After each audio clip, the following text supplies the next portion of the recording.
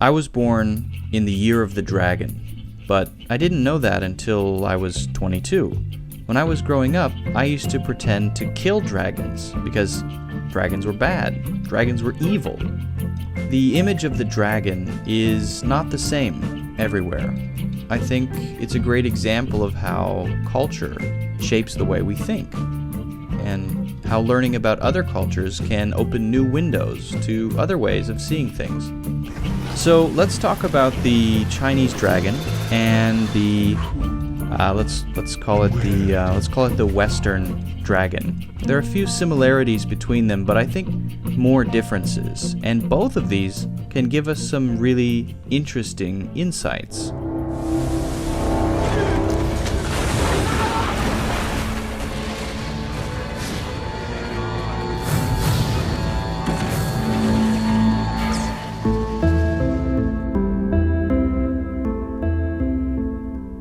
What do the Western dragon and the Chinese dragon have in common? That means, what do they share? Well, they're powerful creatures that are generally kind of snake-like, and usually they have scales. They both seem to have a connection to wealth and fortune, but not in the same way. We'll talk about that more later. Actually, cultures around the world have legends about dragons, but as I said, we'll focus on the West and China. So first, the Chinese dragon. In Chinese culture, dragons symbolize power and good fortune. So it makes sense that dragons were the symbol of the emperor in Chinese dynasties. Being born in the year of the dragon is, I'm told, something to be proud of. Most dragons in Chinese culture can fly, but generally not with wings. They fly with magic. In my opinion, Chinese dragons look super duper cool. The Western dragon, by contrast, is the embodiment of evil. That's a nice phrase. You can use that one for people you don't like. The embodiment of pure evil. The absolute worst creatures. They guard gold selfishly, as well as beautiful women. They breathe fire. They have wings. They're huge and horrifying creatures that will burn your village just because they want to, because they're bad. They're very, very bad. This is the traditional image of the Western dragon. The most brave and heroic thing any hero can do is kill the dragon, get the gold, and save the village. Oh, and save the girl. In one of the earliest English stories, Beowulf, the hero, fights a dragon to save his people. This is the image I grew up with, and there really aren't many exceptions.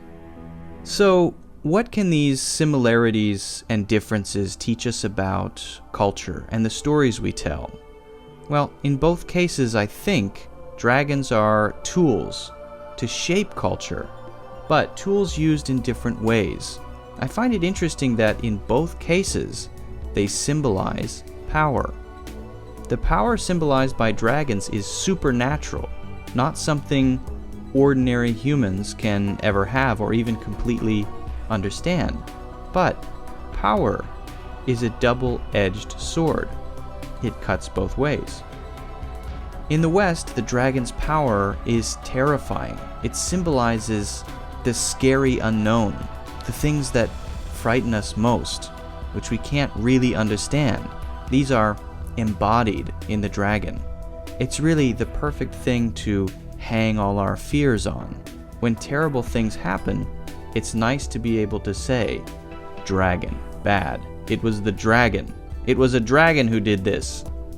I think also Western dragons represent the worst things about ourselves. Dragons are what happens when power meets total selfishness. If you had unlimited power, wouldn't you swim around on a mountain of gold? I think probably I would. It's greed for the sake of greed. Dragons have no real use for the gold or the girls. They can't buy things on Amazon. The Western dragon shows us the extremes of our worst characteristics, the worst things about ourselves. So we need to kill the dragon to teach our children that these things can be defeated, but only the bravest and strongest person can do it.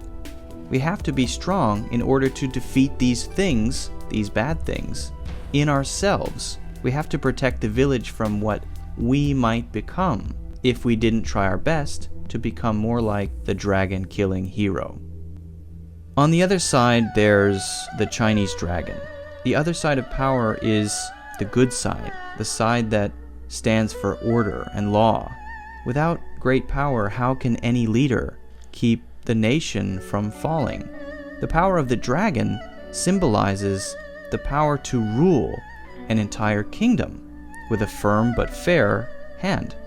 With a strong ruler, the nation can be strong. When the nation is strong, good fortune will follow. The symbol of the dragon in China is like a power-up in a video game. It's something you need to do the job of emperoring well. I think Game of Thrones brings these two ideas together in a way.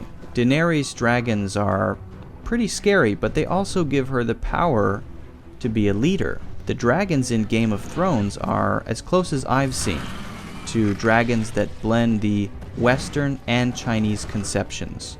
Well, the ones in How to Train Your Dragon are also friends with humans, but those aren't really dragons. They're more like flying cats with scales.